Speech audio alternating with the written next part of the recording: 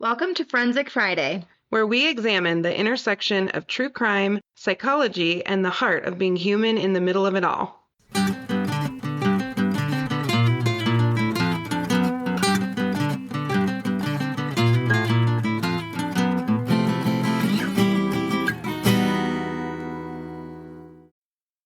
Don't you just feel like Christmas came fast and furious this year? Yes. And it's like gone.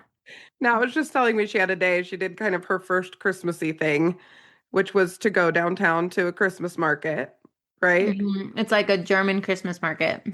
I bet Gray loves the lights. Kids love lights. Babies love lights. Yes, she loved the lights. Everyone, well, and I made the mistake because I was like, well, I have that like tush baby carrier thing Oh, yeah. that goes around your waist.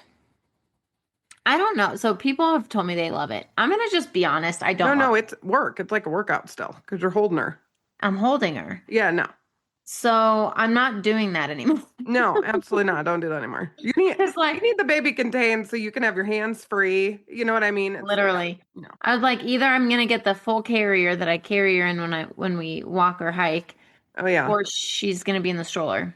Never 100%. again. No, yeah, no, you don't need Like that. people are like, we love the tush baby. I'm like, I don't. The Mm-mm. one of my carriers is a tush baby with an actual carrier, and I Oh, love that one yeah. because of how it like straps around your waist and up top. But nope, I'm not doing the just like fanny pack one anymore. No, It's a pain in the no. butt. So sorry, y'all, if you like the tush baby, if you have kids or babies, I don't love it. We My had review. everything wrapped, but we still had yet to put ornaments on the tree. So we're finally putting ornaments on the tree. This episode will drop the week after Christmas, but just know the Mm-hmm. Sunday before Christmas, there were still not ornaments on my tree. The tree's up, the lights are on, but we are just now putting ornaments on. That's wild. Well, at least you had lights, like it's festive. Oh, it's pretty. And we're finally putting up stockings. They haven't been up. Um, Well, here's what I okay. want to say. Garrett, The cut that part how out. well, why? Maybe we'll do spoiler alert. Don't play around littles who are obsessed with Santa. Well, I told you, I can't remember if I shared this on the pod or not, but we told Mac about Santa. So Santa's not a thing this year, so it's been a little bit less pressure. How Initially did emotional, now no pressure. how did he handle it? He cried. He was sad. But then I got to this point where I looked at him and I said, and this is where I think our motivational interviewing brain goes, that is so helpful in almost any emotional situation. Hmm. So I looked at him and I said, "Babe, did you notice that Santa never got credit for your best gifts? Or no, Santa never gave you your best gifts, Mommy and Daddy did." And he's like, "Yeah." And I said, "That's because Mommy wanted credit." And Natalie, when I tell you, You are so hilarious. my child started laughing because he knows his mama. And I said, "You know what is great? Now I can get you like big kid stuff." And he's like, "Say more," you know? He was like into it. What does that mean? So we got him, I can't share because every once in a while he'll hear a minute of the podcast, but we got him some big boy gifts this year. So Oh, that's how we're softening the blow. We I are love it. softening the blow. I'm curious of how people found out about Santa. I want to be careful of how I say this. I What do don't you know. mean? Shit. Well, I was thinking we could like ask people how did they tell their kids or how did they themselves find out that the real deal about Santa? I'm trying to do this like low key. If you are still watching this and you don't know the real deal, um, I'm I'm so so sorry. sorry for you because you're probably too young to be listening to the pod, Yeah. or we have bigger problems. Well, So, I just don't want moms to listen to around their kiddos, oh, good point. you know. Let's do that because I want to share how I really have always known the real deal. Like Did I you? But you never, pretended. Didn't you pretend? yeah, I pretended for years. Hmm. Here's the thing. If you want to like pull it off, you have to either use like your other hand to write from Oh yeah. Santa because that's how I knew. I don't remember finding out. We both also have tremendous pattern recognition as a part of our collective ADHD. So Hmm. that's part of it. I think Eric pretended for years, but he was pretty bummed. He was pretty bummed out when he found out But I think he'd already known for a little while and like held on to it because he likes the tradition and all the things, Hmm. you know. Hmm. Um, but yeah, we're just rolling into. Are you in the office on Tuesday? I'm out after Monday. I have an eval on Tuesday. Like I have a couple of telehealth things on Tuesday, but then I'm out. My family I might move has half. required it. I might move half my day to out. I think that you should. Here's the deal. We need to be home. It has been a really stressful fall for Hmm. so many reasons, and we need a break. You need a break. Everybody needs a break. Yes. You know, I haven't been this Yes. crispy in years. I need a break. It's time. I know. I know. I'm exhausted. We have an amazing case today.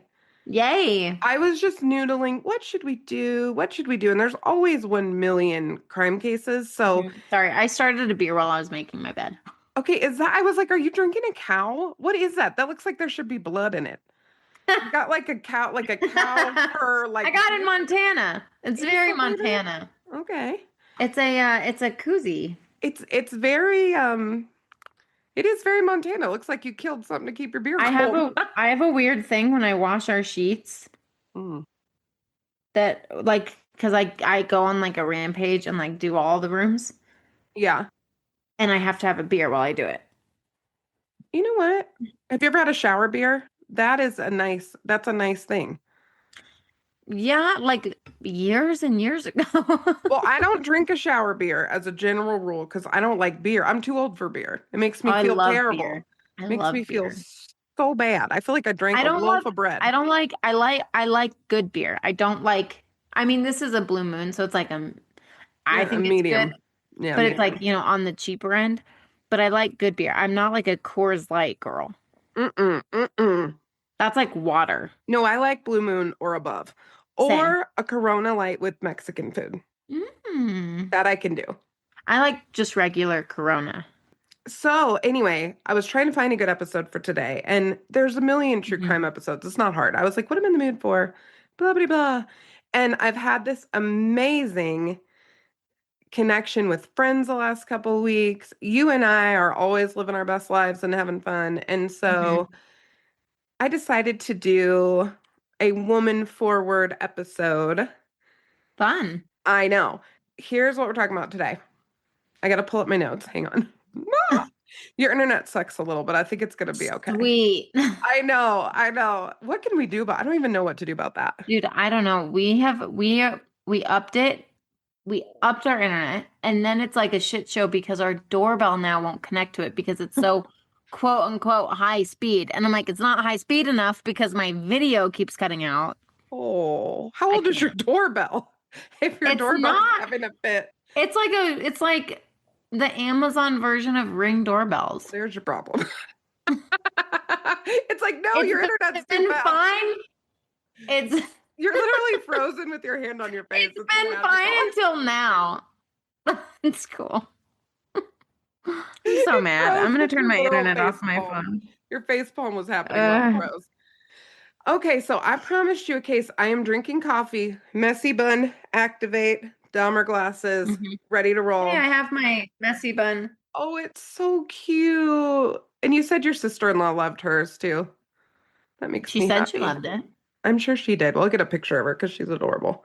She's a better model than I me. know. We'll get a picture of her. Oh, my hair is wild today. Okay, so what we're doing is I love that you say using I'm a mess. I feel like I'm less of a mess than you. you need coffee. I'm fine. I'm living my best life over here with You my really beer are. You and look rested. I'm fine. I just am a little tired, but I'm fine. I slept till 10 a.m. this morning. I'm pretty rested. Oh, that's Well, great. I actually, slept that's well. not entirely true. I slept till like 10:20 and then realized when I woke up that I had a 10 o'clock client who fortunately saw me at 11. But she got arrested me and she's cool with it. So that's great. I Okay. love that. I know. It's that time of year. Things are so insane. So what we're talking about today are the Carpool Detectives. How much do you know about this? Okay. Anything? Okay, you're gonna be Nothing. obsessed. I don't nothing. Oh, you're gonna be obsessed. Buckle up. Okay. Okay. This story is in no way a tidy whodunit. There's no arrest, Mm.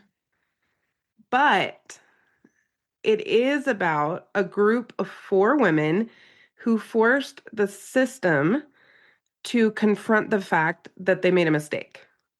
Okay. You're frozen again. I'm gonna murder you, internet. I'm not actually gonna murder you. I love you. Tell Preston he needs to fix your internet, though. We've he's been on the phone with them almost every day. Oh, is it Comcast? No. CenturyLink? Is it defamation if it's true? What does that mean? I don't know any of the rules of podcasting. If we're I'm out gonna here ask talking about internet that doesn't work, I don't think they can come after us if it's true. what internet? I'm asking Preston what we have. Do we have? Whatever it is terrible. I'm gonna Truly. ask him so I can encourage our listeners to not get it. I know. I know. We're just gonna hand out advice about that. And I keep telling him, I'm like, let's just switch providers. He's like, no, it's really good. I'm like, it's not good. It's not good. It's terrible. It's It's not good. It absolutely terrible. It sucks. does not work. Every time it sucks. All my calls How do suck. you do telehealth? Does it get Oh frozen? no. I do. I maneuver my computer a few times and sometimes most of the time it like reboots. It's really fun. That sounds fun. That's I have a terrible. really good time and it does the same thing inside the house too. So it's not just my office. Oh, that's terrible. I hate that that does not work. Okay. So, victims in this case, potential victims, Joel and Angela. Hmm. I don't know if that's their last name or it just says were, like we're the victims. It says John and Angela were. Oh wait, really But quick. Really quick. yes, Quantum fiber is our internet. that's not fiber. They're lying to you. There's no way. Quantum fiber. That's a Quantum lie. fiber. Fiber's supposed to be really good. Apparently, but it's not great. I don't think this is their last name. I think this is okay. They were basically called Joel and Angela Watkins. However, their true identities have not been revealed, and you cannot find it out of respect for the family. So the names that we are referencing here are not their actual full names. So Joel and Angela Watkins, but it's not actually who they are. Hmm. Okay. Joel and Angela were in their Okay. late 50s to mid 60s. They Okay. were not elderly, frail. They were not cognitively impaired. They were not isolated, full functioning adults. They had a business. And basically, I mean, they'd been married for quite some time, very predictable routines, active family relationships, right? That's this Hmm. couple. Hmm. Okay. So they go missing Okay. after failing to show up for expected obligations. They're reported missing. And the reason that family, in particular their daughter Carrie, was concerned is because everything in their life what would indicate that there was nothing wrong. Hmm. No goodbye notes, no preparatory behavior, no asset liquidation, no difficult conversations, no issues between the two of them that were apparent. Like, there's no reason that they should be missing. And so when they just stopped showing up to things they're supposed to be at, Hmm. law enforcement finally had to start looking into this. So here's a couple of things they thought initially. Maybe they voluntarily disappeared. Like, did they just dip? Hmm. Right? Suicide or suicide homicide was considered. Like, we just, they hadn't found them yet. Hmm. Or that maybe they had an accident and they hadn't found them because of whatever accident, because the car was missing too. Okay. Pretty soon they realized as they were investigating that there was some business issues happening and there was some missing and unaccounted for money. So once they found this, law enforcement assumed they were under financial stress. And that's a Hmm. really important part of what they assumed when they found the vehicle. So Hmm. months later, months after they went missing, they found the vehicle at the bottom of a ravine with both bodies inside. That's terrible. A car going over a cliff into a ravine kind of feels like an answer, even when it isn't. Right.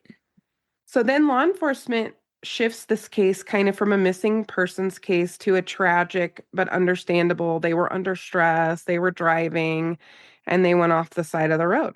And that's kind of where they left it. Mm. And there were a couple of things that will come up later that contributed to law enforcement's assumptions, Mhm. including the fact that they saw these financial issues and assumed that maybe Angela was having emotional distress, Hmm. and that may have contributed to what happened. Okay. Okay, so let's talk about the carpool detectives. So we have Carpool Detectives. Okay. four women who Hmm. are the carpool detectives: Marissa Pienko, Nicole Lancet Blank, Samira Paulos, and Jenny Wilkinson. Okay. These four women were kind of like mom squad acquaintances at the school. Fun. So they had kids at the same school. They were true crime podcast listeners, Love that. not investigators, not activists, none of that stuff was going on. So here's their background individually. Okay. Hmm. Marissa Pienko was a forensic accounting girly. She had a lot of financial logic that she was familiar with. She just understood numbers really, really, really well. That was her kind of professional background. Nicole Lancet Blank was really good at research, Okay. managed documents, and was really good at sourcing information. So she could go kind of digging into things. That was a part of her individual skill set. Okay. Samirla, Samira Pualos, was great at timeline systems thinking and just really good at kind of putting information together in an organized fashion. And then Okay. Janie Wilkinson was really good at kind of putting together narrative and bringing clarity to problem solving. Mhm. So one of the things that's interesting about how these women came together was during the pandemic, all of these women had more time, more Okay. anxiety. They were somewhat isolated, looking for meaning, and they came together and they decided, let's solve a cold case. These four Hmm. women, let's go after a Wow. cold case. We have these skills, we have kind of an ability, and really their motivator is they wanted to find a local case Hmm. with female victims Hmm. that was data rich, but maybe under investigated. Okay. And they just sort of decided they were going to pick up the case specifically of Joel and Angela. So they decided we're going to dig into this, okay? Hmm. Now, one of the reasons why they dug into this was because Joel and Angela's daughter Carrie never believed the official explanation. Never. Carrie connected with these women Hmm. and actually gave them some context that was not readily available. So when that happened, the women became invested in the case, and Carrie provided some really important information. Okay. And Carrie said specifically, Angela did not have some kind of psychological collapse leading up to this quote unquote accident. And Mm. that was part of the deal. So they get in there and they figure some things out right away. And this is where law enforcement just biffed it. Hate it for them. Now, in fairness to them, how many times have we talked about Occam's razor? The most likely thing is probably the thing. Yes. We Press talk and about I it all were the time. just talking about this. I have to tell you something really fast. Yes. So in church today, Mm-hmm. there there's always with Christmas services, like security's always on high alert, like Mm. at every church. So Yes. there was someone, I have no idea who it was, in the back. I didn't even see him. I guess who was like sweating profusely and like would not take their hands out of their pocket and Oh just no, that's not cool. looked super sketch. No one knew Mm-mm. who he was. And so obviously security's like keeping an eye on him. So I looked at Preston, I said, he's probably detoxing from Yeah. drugs. And Press looks at me and he goes, "You're probably right." And he could not think of that term that you just said, Occam's razor. Occam's razor. Yep. Occam's razor. He was like, "What's that term that is like, that's probably the thing that's happening, right?" Yep. Most likely thing is probably the thing. Yes. And I was like, he was probably detoxing, but because of, he's new and no one knew who he was and he looked super sketch. Oh, Security sat next to him. Anyway, when you said that, I was like, we literally talked about that concept today. yes. I live by it. I Hmm. live by it. But this is one of those examples where I don't know that law enforcement should live by it. Law enforcement should ask Correct. all the questions, right? But Correct. Yes. it works in my world. It's a helpful shortcut clinically. How many times are we telling our supervisees, hey guys, look at prevalence for diagnosis Hmm. always first. So Hmm. Hmm. instead Hmm. of going for psychopathy or narcissism or borderline or whatever, like how about they're having a bad day because things in their life sucks? That's more likely, right? Or maybe it's generalized Yes. anxiety or maybe whatever. Now, part of being a clinical supervisor is going through all of those things to Yes. land in the correct answer, but we don't start there. Yes. So it's kind of like like going to the doctors. Like they start with like the lowest hanging fruit and then they move up. They Exactly. move to the next thing as they need to. However, I do also think in the field that we are in, it's typically not always the lowest hanging fruit. Well, we get quirky situations. We also have More often. a higher percentage of some of these higher risk things because of the population we work with. Yes. So our Yes. That's what incidence I'm trying of to say. narcissism, psychopathy, borderline, bipolar are higher, All of that. are Yep. definitely higher. And it'd be even higher in jail and higher than that Hmm. in prison, right? So, Hmm. if it follows those tendencies. But with law Right. enforcement, one of the problems, and I think this is true for well, I know for a fact this is true for every human, but is too true for law enforcement is the concept of confirmation bias, where Hmm. if you have Occam's razor, maybe that's a good starting point, but you can't stop there because if you have a confirmation bias and then everybody wants to be right and everybody's validating the same Hmm. stuff, Hmm. then you can do an inadequate investigation, right? Hmm. And for us in our work, that would be an inadequate evaluation. Maybe we see something, we're Right. like, oh, generalized anxiety. I'm not even going to ask you about symptoms of mania.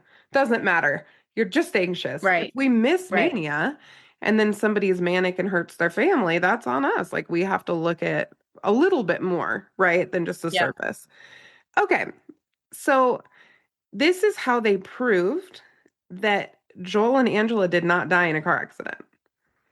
Hmm. They proved this. Number one, they went back to the evidence at the scene. There was no sign of panic braking or evasive maneuvers. No sign of Okay. it whatsoever. That's wild. Accidents are chaotic. Your girl's been in a few. I have left marks on the road, marks on other cars, marks all over the damn place, okay, for Hmm. less significant accidents. Hmm. So there was really no trace of panic braking or evasive maneuvers, right? Sure. And you and I know, even if somebody tried to grab a wheel, let's Hmm. say one of the people in the car tried to grab the driver's wheel, Hmm. there would still be a lot happening in Hmm. terms of evidence like on the road. And we've seen that before in police reports.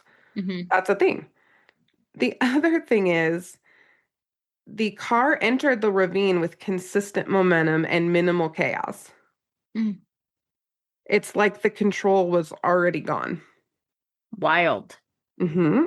So that was interesting. So it didn't look like a traditional car accident.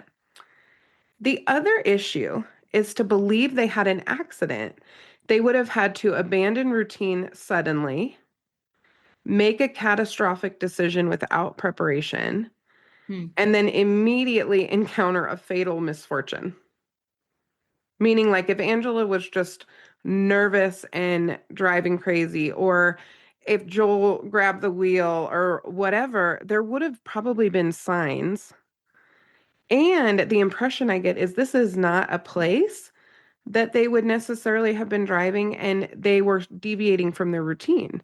Mm-hmm. And all of that was like, with no, they call it, it's such a gross term, but behavioral leakage. Have you heard of this? No. Gross. Leakage is up there with moist. Like That's they're just bad so words. No gross. one should ever say. But Leakage. the concept of behavioral leakage, they talk about this in risk assessment, Okay. like mass shooters and stuff. There's typically leakage in their behavior, meaning it looks like Right. something's wrong before the thing happens. There's like there's signs that are happening before the thing happens. Yes. Yes. So basically, law enforcement assumed the ravine was the cause of death. Okay. So when they did that, they basically didn't go all the way asking questions about the victim condition before the crash or if there could have been any third party involvement. They just looked at it and they were like, oh, this was an accident. That's just what happened. And they let it go and they didn't continue to investigate it. Hmm. So the other thing that happened that this makes me mad because they assumed that Angela had emotional instability because of some of the financial issues that were going on. It explained the crash to law Hmm. enforcement, it absorbed the missing money, and it removed the need for a suspect. So Hmm. her psychology was assumed, not documented. Nowhere was it documented that Angela was having any kind of a hard time. Close relationship with daughter, wasn't sharing about it with daughter. They just basically decided that she must have been struggling and that's what caused this accident without really any proof. It's Hmm. kind of like Ellen Greenberg, and she had Right. way more documentation than this case. Right. This case, there was no documentation. Yeah. Let me tell you a little bit about Joel and Angela's business, and maybe you'll see some of the things that the Carpool Detectives found. So they ran a Hmm. long-standing business. I don't have details about it because, again, they kind of protected the family. There was significant financial flow into the business and trusted access by Hmm. others. Okay. When they disappeared, the business didn't slowly fail, it stopped. And when Weird. it stopped, all of the financial discrepancies emerged. So, missing and unaccounted for funds, transactions inconsistent with Joel and Angela's habits.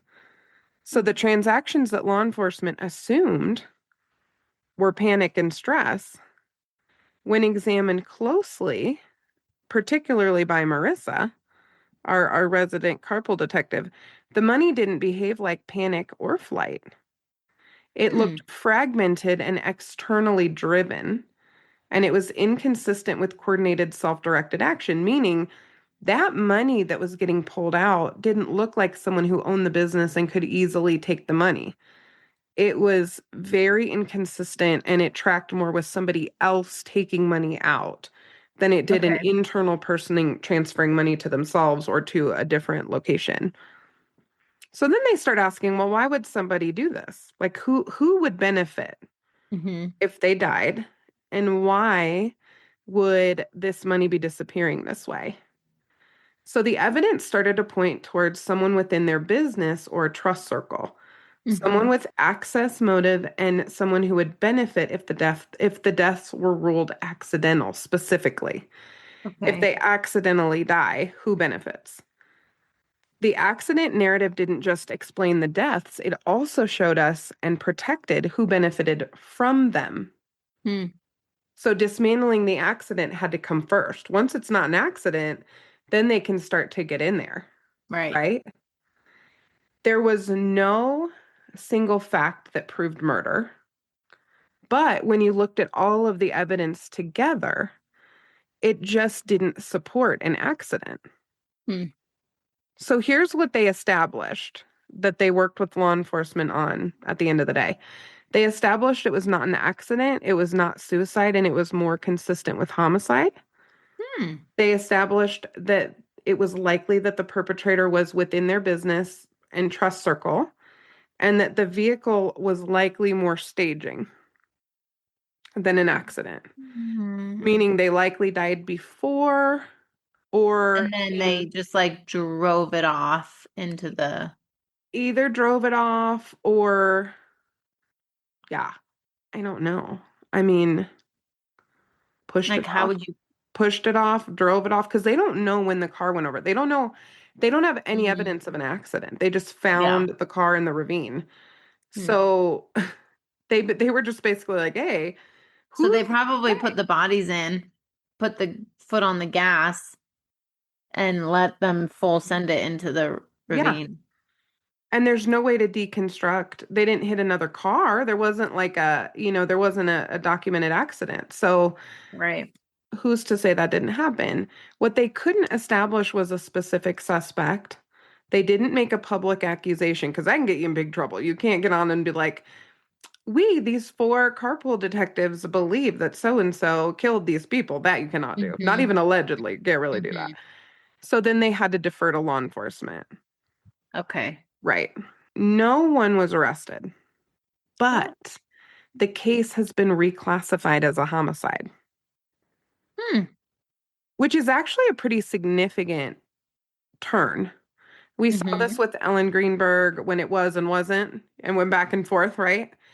And Yeah. also with the staircase, Yeah.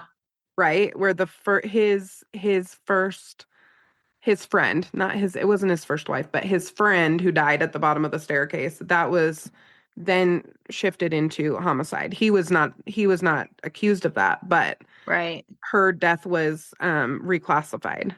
Right. And then all of the financial evidence is being re-examined because of the work that these women did. Hmm. So, what do you think about our little carpool detectives? What do you think about a couple of women getting together? It Little sounds like something you and badasses. I would do. I know. Mm-hmm. Who, picked a case that they really want to solve. And I think, yeah, they're trying to like bring justice to these individuals. Well, the thing that's scary about it a little bit for me is if four moms, Hmm. and granted, these women had some chops. And the thing that's Hmm. cool about it is they ended up basically having all of the specialties that would have been involved in the investigation anyway. Like you would have needed a Right. financial expert, you would have needed somebody to create the timeline, you would have needed all these things. Mhm. And they just happen to have it in this group of women. I think the spooky thing for me is like, how often does this happen? It makes me Well, a little nervous. Not how often do other people solve crimes, but how often does law enforcement miscategorize something? And does it just get well, that, tossed but out? I wonder how much of it, like, and we talked about this in our last episode, where cops have some limitations to Mhm.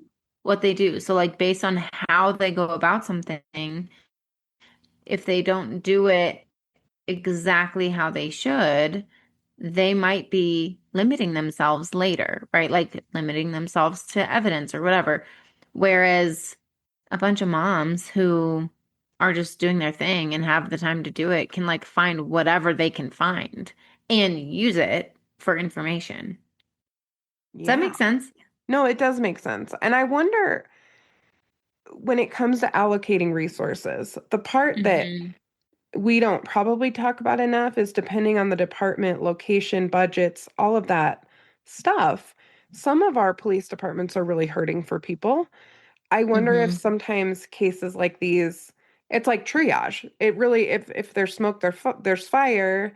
We always say that, like, go investigate, go to the bottom of the well, but they don't Hmm. really have the resources to do that. So I wonder if it's a little bit like an emergency room, where it's like the dude who stubbed his toe is going to sit there for 6 hours, but if you come in Hmm. with cardiac symptoms, you're going right back. I wonder if there's a little bit of that Right. in these police departments where it's like somebody signs off on it, really looks like an accident. We can't Yeah. put resources into that, Right. you know? Hmm. But when you put these, and I wonder what the statistic is on how many of these just get put in a parking lot, but actually they were nefarious. And Yeah. then you add in wrongful convictions, it starts to look kind of scary. Not great. So I've been thinking we should solve a cold case next year, Oh my gosh. or at least attempt one. Okay. I think it could be like super fun. I I don't know mean, what the yeah, rules I'm are. down. Fun in the sense that it's engaging.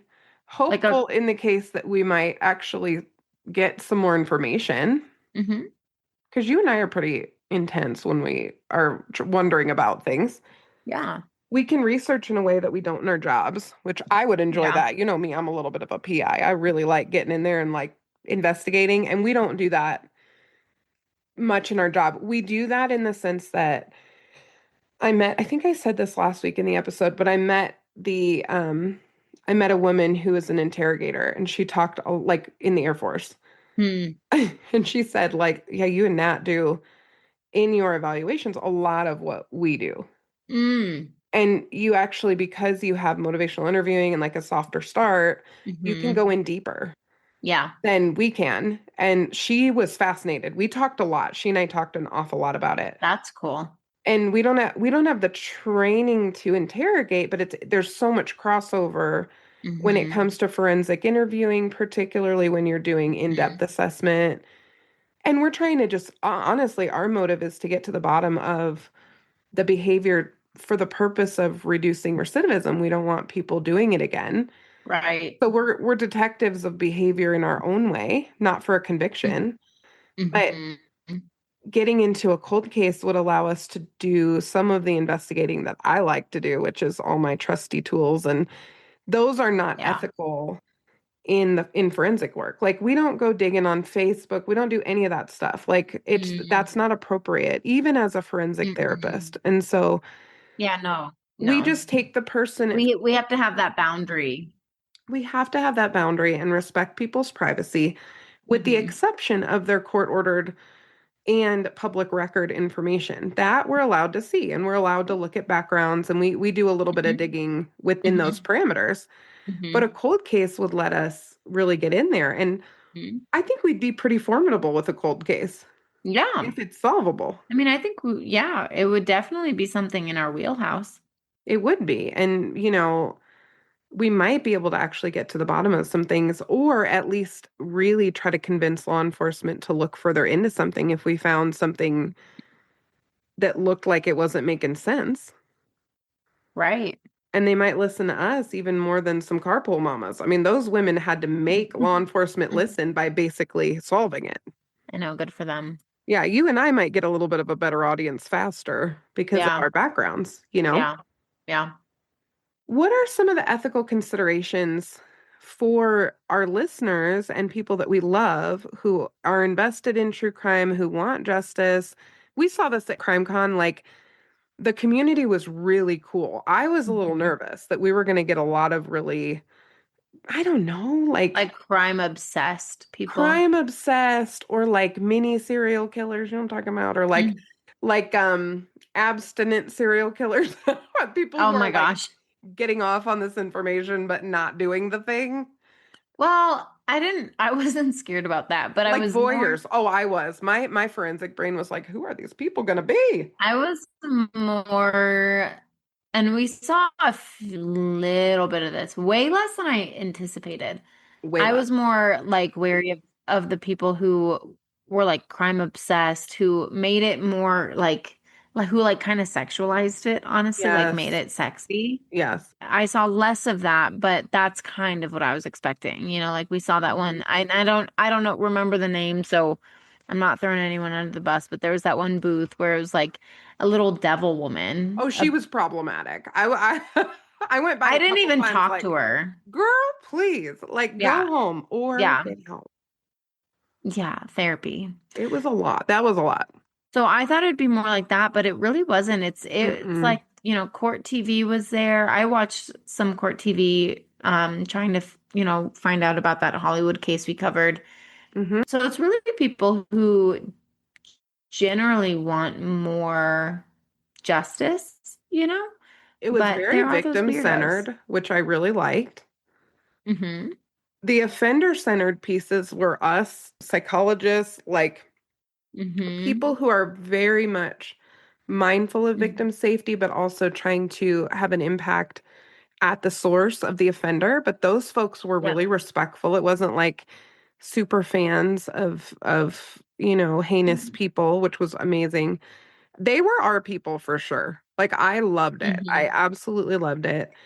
Mm-hmm. And I think one of the things I want to be sure to say as we're talking to our listeners and people who are interested in this for the same reasons that we are, if Nat and I aren't detectives, y'all aren't detectives either. So it's one Right. thing to look at these things and we try to apply psychology and some compassion and prevention. Those are the things we care about. We are not detectives. So we may have a theory about the psychological aspects of a case or some offender knowledge or psychopathy knowledge that is interesting and applicable, but we have to be really careful when we go in there. There are organizations. So, like, if we were to do a cold case, I would go through, there's actually organizations in each county that have cold cases that they want civilians to work Mm-hmm. on. Where you don't just like Google one Mm-hmm. and jump in and start calling and emailing people. You're going to create Right. havoc if you Right. do that. Right. Well, and like bring up trauma and, you Yes. have to be mindful of how you approach it. Yes. And they collaborated with the family. So what that means is when they Mm-hmm. started, the daughter was very open to this. And so this was encouraging to the daughter and not traumatizing. So Good. if you're going to do this, I think the most ethical thing is go through a county and choose a case that you have a reason that you want to investigate it.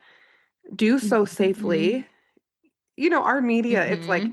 get in your car and drive over there and talk to the neighbors. It's like, please don't do that. Like, you're going to get shot in somebody's porch. Mm-hmm. Like, you got to really, Mm-hmm.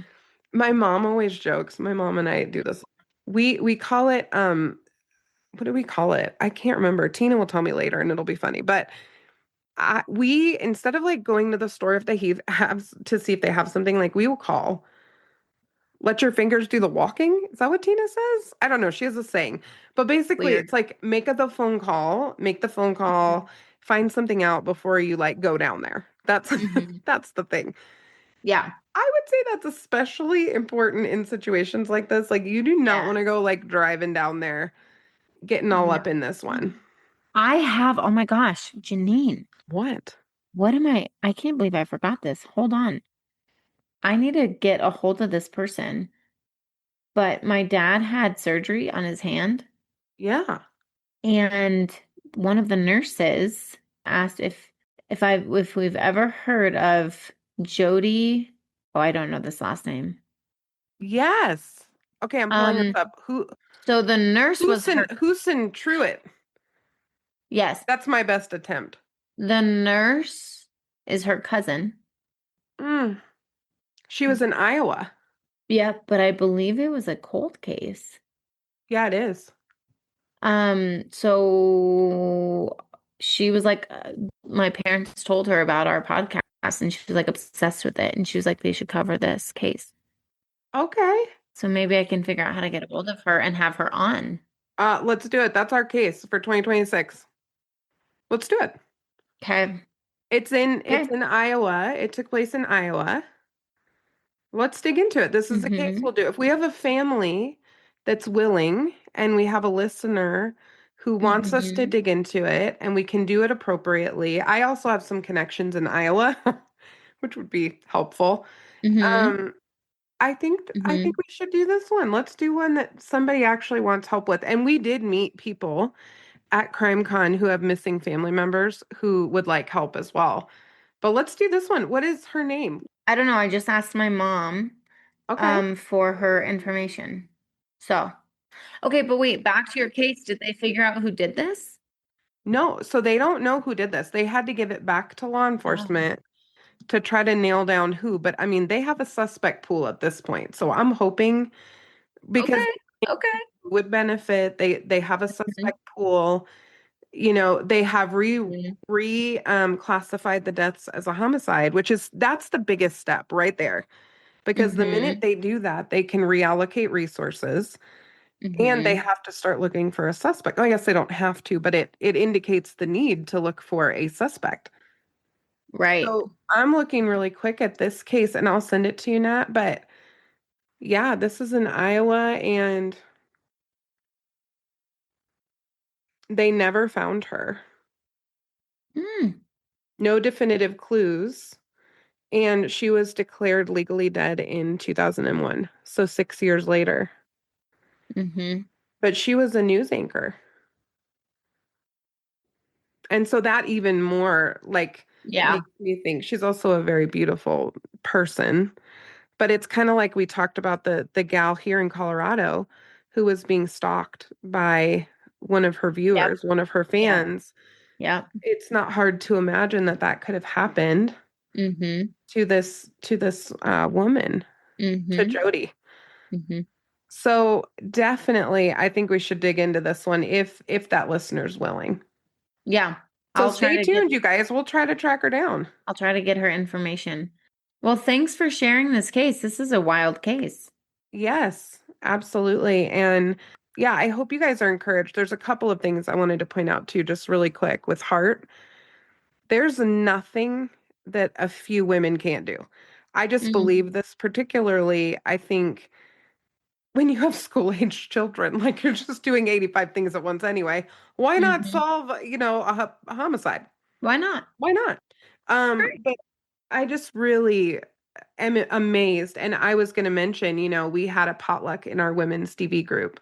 No. Oh my And gosh. again, these are not I mean, they are, many of them Wild. are also survivors of domestic violence, but these are people who've been charged with domestic violence. Mm-hmm. When I tell you the potluck was Mm-hmm. ridiculous. I mean, it was beautiful. Some of them listened, so hey, y'all, we won't identify you, but it was But beautiful. for real, I mean, there was that ham. I don't like ham. Oh, it was delicious. And that ham was It was amazing. amazing. We I had actually ham. ate it We and had I was real like, side dishes. We had salad. We okay, had so here's the everything. funny thing. And I'm not trying to like crap on our men's groups, but like we were supposed to have a potluck in our Oh men's my group. gosh. They hit up a gas station and I had to order pizza. The women's group show up. Oh, I'm like, they're bringing in hot plates. They're bringing oh, in dessert um boards. crock pot cooker, Yes. like things that they've been cooking all day. I'm like, this women just do it different. I think women just know how to connect. They know how to connect, and it's this beautiful thing. Hmm. But sometimes the men do it right, but it's more rare. Well, yeah, and it just because men don't show up to a potluck prepared doesn't mean they don't connect with each other, but the camaraderie in that room when you feed each other and you're just really enjoying spending time together, it was really special. It was Yes, very it was. special. And so when I was prepping this case, I have that fresh in my mind, and I'm just thinking, hell yeah, like a couple of women having Hmm. dinner together and hanging out. Like, I'm not surprised one bit that Mm-mm. these women during COVID, who were kind of loosely acquaintances at this school who had this common interest, got this thing handled the way that they did. That just does not surprise me. Right. Right. No, it was awesome. It's It was awesome. amazing. So I just enjoy that. And I really hope they figure out who did it. I would love that for their daughter Hmm. and to get Hmm. justice for Joel and Angela. I would be so pleased to get an update. And they have a book. So this was all documented in a book. Mm. And I believe it's called Carpool Detective, but I'm going to double check it really quick because I don't want to give out Okay. the wrong information. Yes. But I want to read it. I'm very excited actually to read it. I shouldn't have told you about it. I should have gotten it for you for Christmas. Okay, The Carpool Detectives, a true story of four moms, two bodies, and one mysterious cold case by Wow. Chuck Hogan. There you go. There you go. So I hope you guys will check that book out. Good job to the mamas. Yep. And we will see y'all next week. As always, Bye, forensic friends. I'm Janine. And I'm Nat. And as always, thanks for listening and join us next week for more crime, psychology, and heart.